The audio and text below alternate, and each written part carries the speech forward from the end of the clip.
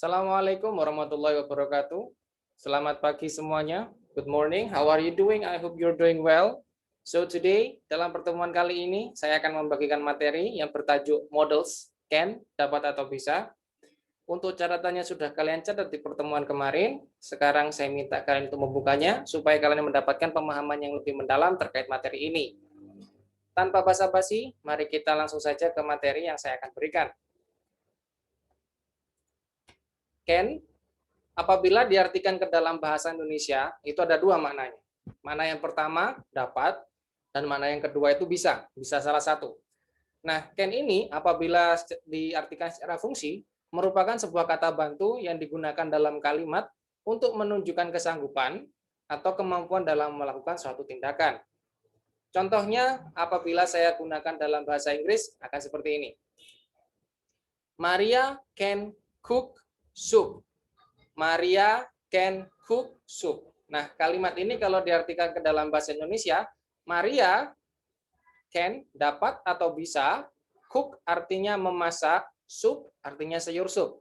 Jadi dalam konteks kalimat ini, si Maria ini dapat atau bisa memasak sup. Jadi dia sanggup untuk membuat sayur sup tadi itu. Untuk kalimat yang kedua, they cannot play football.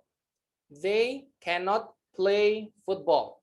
They artinya mereka, cannot, tidak dapat atau tidak bisa, play, bermain, football, sepak bola. Dalam konteks kalimat ini, mereka itu tidak dapat atau tidak bisa bermain sepak bola. Mereka tidak sanggup bermain sepak bola. Terus contoh kalimat yang ketiga, can Budi and Doremi come to the party? Nah, can kalau ditaruh di depan ini menjadi kalimat tanya yang bermakna dapatkah atau bisakah Budi and Doremi, Budi dan Doremi come, datang to the party, ke pesta. Jadi ini adalah pertanyaan, dapatkah atau bisakah dua orang ini, Budi dan Doremi itu datang ke pesta? Apakah mereka sanggup atau tidak? Seperti itu. Nah, dalam pembuatan kalimat menggunakan model scan ini, diperlukan formula khusus atau rumus yang digunakan. Nah, rumus kalimatnya adalah seperti ini.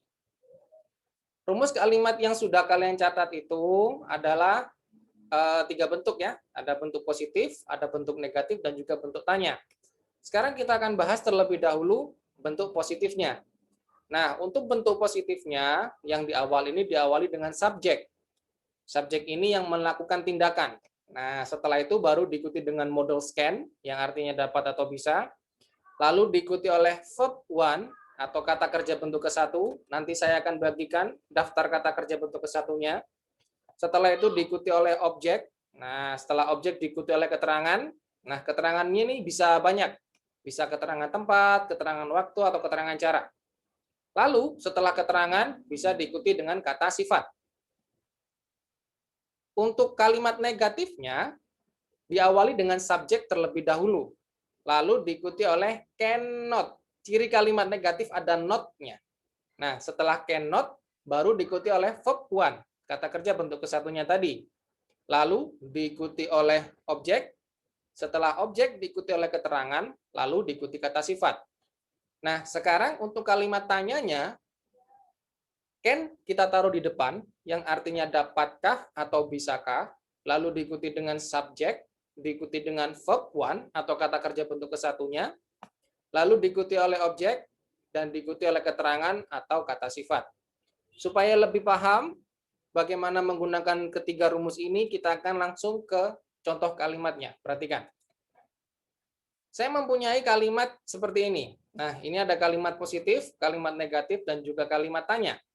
Untuk kalimat positif, perhatikan, Maria can cook soup in the kitchen. Maria can cook soup in the kitchen. Di sini ada subjeknya, yaitu Maria. Perhatikan, di sini ada subjeknya, yaitu Maria. Terus ada model scan-nya. Nah, setelah model scan tadi kan diikuti oleh kata kerja bentuk ke-1. Nah, verb one-nya di sini adalah cook, artinya memasak. Setelah verb 1 tadi itu, kata kerja bentuk ke-1, baru diikuti oleh objek, dan objeknya di sini adalah soup. Nah, setelah itu diikuti oleh keterangan in the kitchen, keterangan tempat. Lalu kata sifatnya mana? Kok tidak ada? Dalam kalimat boleh ada objeknya, boleh ada keterangan tempatnya, boleh ada kata sifatnya. Dipilih salah satu saja. Kalau ada semua juga tidak apa-apa. Sekarang kita ke kalimat negatif. Untuk kalimat negatif, pertama ada subjeknya terlebih dahulu, yaitu Maria. Setelah Maria diikuti oleh cannot. Artinya tidak dapat atau tidak bisa. Setelah itu diikuti oleh verb one-nya, yaitu cook. Diikuti oleh objeknya, yaitu soup. Setelah itu diikuti oleh keterangan tempatnya in the kitchen. Maka kalimat negatifnya, Maria cannot cook soup in the kitchen. Ini adalah bentuk negatif dari kalimat positif tadi itu. Sekarang kita akan menuju ke kalimat tanya. Untuk kalimat tanya, can-nya kita taruh di depan. Nah, can. Setelah can, kita taruh Maria. Can Maria. Setelah itu diikuti oleh verb satunya, yaitu cook. Setelah cook diikuti oleh diikuti oleh objeknya, yaitu soup, dan diikuti oleh keterangan tempatnya, in the kitchen. Maka bentuk tanya dari kalimat ini adalah, can Maria cook soup in the kitchen? Seperti itu. Nah, saya akan berikan contoh kalimat yang kedua. Contoh kalimat yang kedua, yaitu, Wahyu can play guitar well. Di sini ada subjek Wahyu. Setelah itu ada modal can. Setelah itu ada verb one-nya play. Setelah itu ada objeknya guitar. Dan setelah itu ada keterangan caranya well. Nah, kita akan rubah kalimat positif ini menjadi kalimat negatif. Masih mengikuti dengan rumus. Untuk kalimat negatif, awal kan diikuti dengan subjek. Nah, subjeknya di sini Wahyu. Tulis Wahyu. Wahyu. Setelah subjek diikuti oleh cannot. Nah, setelah cannot diikuti oleh verb one, kata kerja bentuk kesatunya. Dan kebetulan di sini adalah play.